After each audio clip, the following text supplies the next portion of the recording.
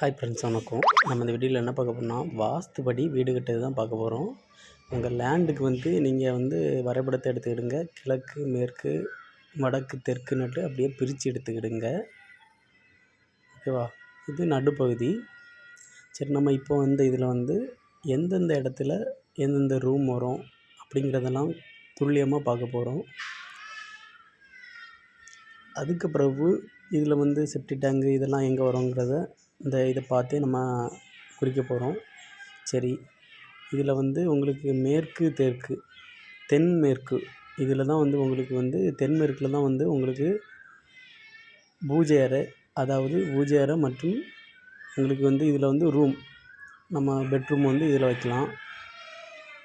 அதுக்கு பிறகு பார்த்திங்கன்னா உங்களுக்கு அக்னி மூலை, இந்த இடத்துல கிழக்கு, தெற்கு, தென்கிழக்கு இந்த பகுதியில் உங்களுக்கு கிச்சன் வச்சுக்கலாம்.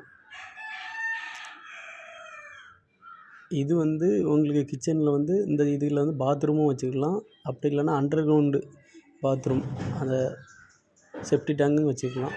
அதுக்கு அடுத்து பார்த்திங்கன்னா கிழக்கு, வடக்கு, வடகிழக்கு இதில் ஈசானிய மூலை, இதில் உங்களுக்கு கார் பார்க்கிங், அப்படி இல்லைன்னா இதில் உங்களுக்கு கேட்டு, கதவு, வாசல் போட்டுக்கலாம்.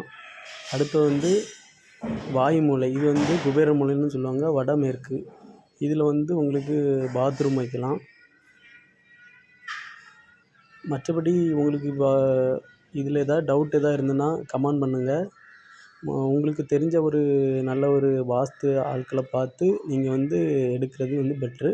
இது நம்ம ஓரளவு தான் நம்ம வீடியோவில் சொல்ல முடியும். தேங்க்ஸ் ஃபார் வாட்சிங்.